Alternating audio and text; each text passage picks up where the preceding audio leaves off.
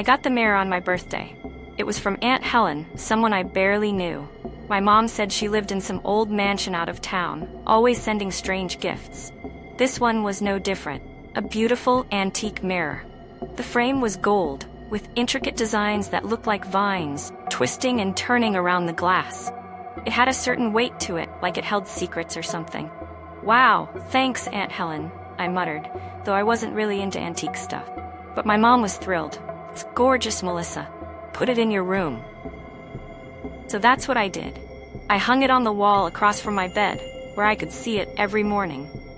It felt strange having something that old in my room, like it didn't belong. But I got used to it. The first time something weird happened was just a few days later. I was getting ready for school, staring into the mirror, fixing my hair. But something caught my eye. In the reflection, I saw my friend Ryan skating down the street. Nothing unusual, right? Except he wasn't there in real life. I blinked, rubbed my eyes, but he was still there, in the mirror, gliding along on his skateboard. "What the hell?" I whispered to myself. Then, just like that, he vanished. I shook it off, thinking maybe I was just tired or something.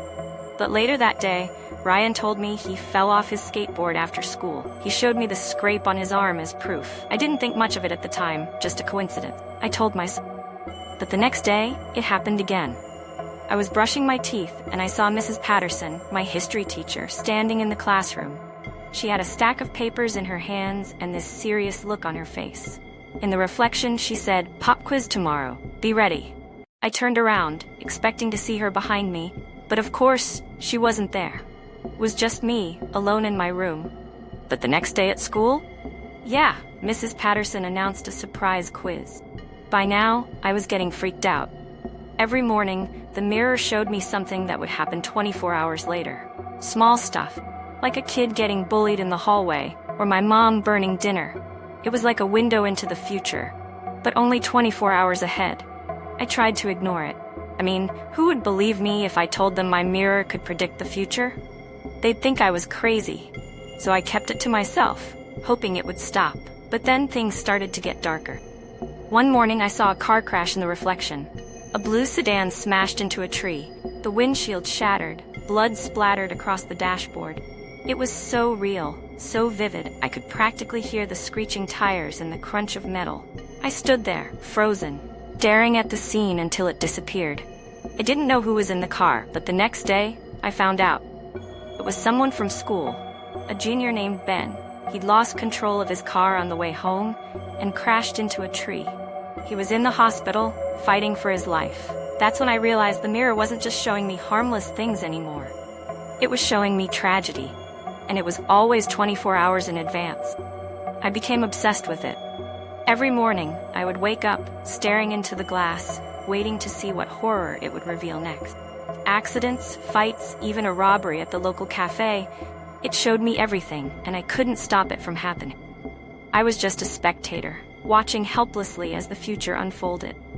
Then, one morning, it showed me something that made my blood run cold. It was me. Lying in a pool of blood, my throat slit. The knife was still in my hand, like I'd tried to fight back, but it was too late. My eyes were wide open, staring blankly at the ceiling. I screamed, stumbling back from the mirror, my heart racing. I was going to die. In 24 hours, I would be murdered, and I had no idea who would do it or how to stop it. I spent the rest of that day in a daze, constantly looking over my shoulder. Every person I passed on the street, every student in school, even my own family, I looked at them with suspicion. Was one of them going to kill me? When night fell, I couldn't sleep. I barricaded my bedroom door, clutching a kitchen knife under my pillow. Every creak, every sound made me jump. The hours ticked by, and I could feel time slipping away, drawing closer to the moment when I would die. The night dragged on, every minute feeling like an eternity. My eyes never left the mirror. I watched the hands of the clock move, counting down the time until my death. I knew I had to do something, but I had no idea what. As dawn approached, the mirror reflected scenes of my daily life, but with a sinister twist. I saw myself walking to school, my face pale and terrified. Everyone around me seemed normal, completely unaware of the danger lurking just around the corner. It was like a sick joke, watching my own life unfold with the knowledge of my imminent death. I spent the morning trying to come up with a plan. I thought about skipping school, but I had a feeling that wouldn't change anything.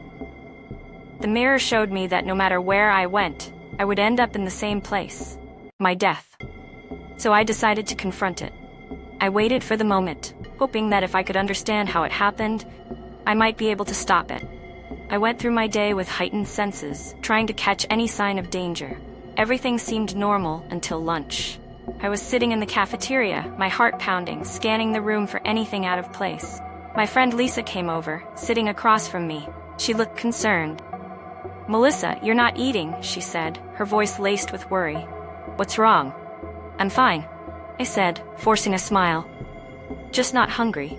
Lisa didn't look convinced, but she dropped the subject.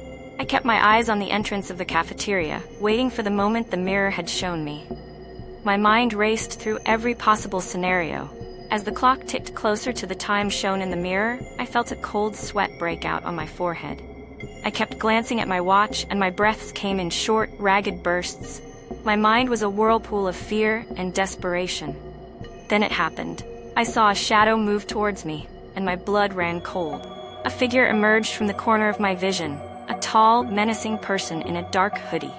They walked with an unsettling calmness, heading straight for me. My instincts screamed at me to move, but I couldn't. I was paralyzed by fear. The figure drew closer, and I saw the glint of a knife in their hand. My heart raced, my breath caught in my throat. It was happening. In a frantic blur, I grabbed the nearest object, one of the metal trays from the cafeteria, and swung it at the attacker. The tray connected with a sickening thud, and the person stumbled back, dropping the knife. I didn't stop to see if they were okay or if they got away. I ran. I ran all the way home, my heart pounding in my chest, my thoughts a jumbled mess. I bolted through my front door, slamming it shut and locking it behind me. I could still feel the adrenaline coursing through my veins. I had survived, but I was far from safe. The mirror showed me a new scene that night. My hope turned to dread. The glass reflected a new disaster, one that I hadn't anticipated. It was me, sitting in a dark room, my eyes wide with terror as the mirror continued to show one horrific event after another. No matter how hard I tried to escape it, each time I managed to prevent one death, another took its place. A student pushing me off the stairs, car accident, a robbery gone wrong. Everything was on display. I tried to destroy the mirror, thinking that if I broke it, the curse would end. I smashed it with a hammer.